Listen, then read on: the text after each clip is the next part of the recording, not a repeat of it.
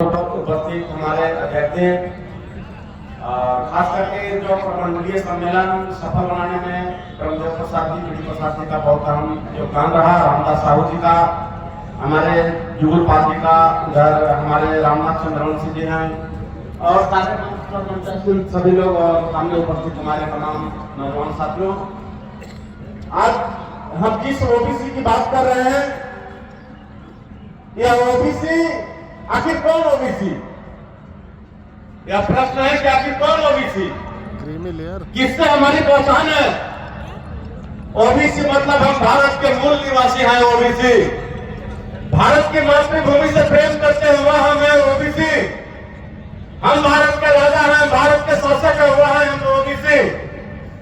जिस सल्तनत में जिस भारत की कल्पना या जिस भारत में रहते हैं, पहले मगध साम्राज्य हुआ करता था। आप सब लोग को याद होगा, स्मरण होगा, इतिहास में भी है। मगध साम्राज्य का प्रथम मगध सम्राट का जो राजा हुआ महाराजा जरासंध, वो भी ओबीसी समुदाय के थे। इस देश का जो सबसे बड़ा विस्तार होता हुआ ईरान इराक तक जब हमारी सत्ता थी, उस समय इस देश के शासक थे सम्राट अशोक। चंद्रगुप्त मौर्य से लेकर के सम्राट अशोक तक 10 पीढ़ियां जो शासन की, ये सारे शासक कौन थे? ये सभी ओबीसी के लोग थे। यानी ओबीसी के इतिहास के बिना इस भारतवर्ष के इतिहास को पूरा नहीं किया जा सकता है। भारतवर्ष के जब तक इतिहास की चर्चा देश दुनिया में होगी, उसमें ओबीसी के इतिहास को हमेशा याद रखा जाएगा। भारत की संप्रभुता, भारत की अखंडता और भारत की एकता में और भारत को पूरी दुनिया में पहचान दिलाने में सबसे बड़ा योगदान ओबीसी के लोगों का रहा है।